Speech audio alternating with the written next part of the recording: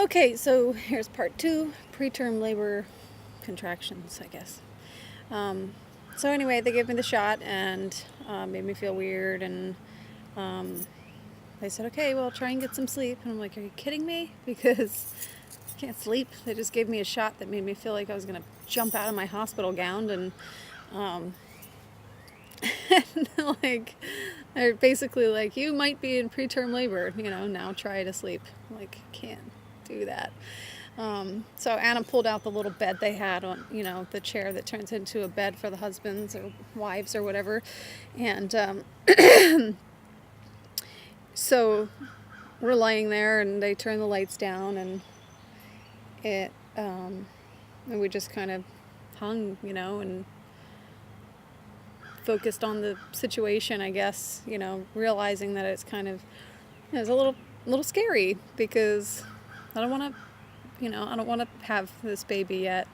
And Anna was awesome. She just she took over calling up Bobby and letting him know what's going on every step of the way and everything. And, he was a little freaked out on the other end, because, when I left, I was like, it's not anything to worry about.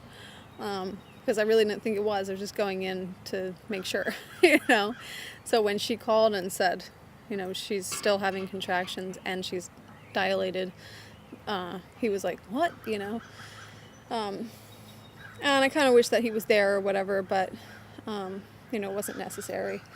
And I'm really glad that Anna was there, because I think she's like, maybe, not that Bobby is not, but a little bit more level-headed about it or something. Like, she is able to say, well, here's the situation, and this is in my experience, what maybe we should do, or this is what I would do, coming from a mother of two, a person who's been pregnant more than once, or twice. And so anyway, it was really nice to have her support there in making decisions and stuff like that.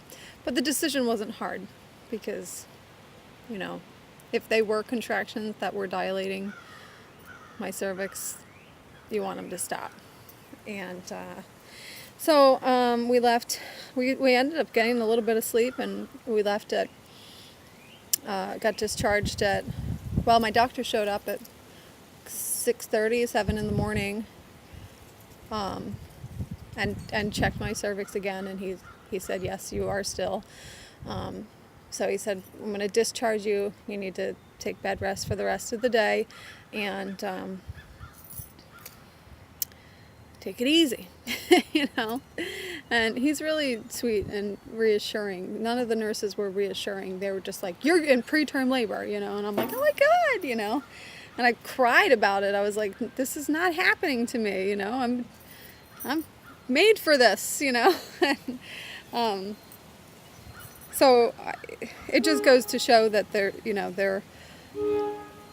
you have to pay attention to surprises, because even if you think that kind of a thing wouldn't happen to you, I guess it can and does to people. The train's gonna go by. You might not be able to hear me. Good old SEPTA. You see that? There it goes. So, anyway, I got discharged 7:30 or so in the morning with orders of bed rest and pelvic rest. No sex. So we left, and we sat down for breakfast just at the bagel place right around the corner. And then as soon as I got home, I sat down on the couch and started doing my thing on my computer and just having some bed rest. And then I called the doctor's office to see if they could just refill a prenatal vitamin prescription for me. And Diana, the woman there, was like, so how are you feeling? And I didn't realize that she knew, and she said, you can't get anything by all of us here. We know about every one of our patients, which is reassuring. But she said, how are you feeling? And I said, well, it's hard to relax when every time you have a contraction, you're freaking out about it, And she said, "You're still having contractions?" I said, "Well, yeah." She said, "Are they frequent?" And I said, I guess you could say that they are, I've been sitting here. I only sat down, half hour, 45 minutes ago." She goes, "Well, how many have you had since you sat down?" And I said, "About 4 or 5, something like that." And she goes, "Well, that's too many. You need to go back in." And I had just sat down, and I was like, "I'm not going back in? What are you talking about?" So she gave me the option of going to their private office or going to the hospital again. She said, again, wait a half hour, time them, let me see what's going on. So Bobby and I timed them, and they were really sporadic. They were, one was 16 minutes apart from the next, and then 5, and then 10 minutes, but they were still there. And called her back, and she called the doctor, and he said, "Go right into the hospital." So I had to go back into the hospital, and they, had trouble again getting the IV in, and no more than 20 minutes after they finally got the IV in, Dr. Denison comes in, and I hadn't had and they had the monitors on. I hadn't had one contraction the whole time. So it was like I went from having crazy sporadic ones to getting into the hospital and then nothing, which was strange, and really annoying because I don't like getting poked by needles and stuff. So it seemed pointless going back in there. And he said, "I'm not going to check your cervix," because he doesn't want to agitate things or whatever. And that was it. I went home. I sat in my baby pool out in the sun for a little bit and went back inside, and I took a long nap. And I woke up with a really bad headache, and apparently it's one of the side effects of the drug that I took. I don't know if it still can affect you that later on, but I definitely had a really bad headache and just pounding headache. And that was it. Bed rest is no big deal to me because I kind of sit around on my butt anyway all the time.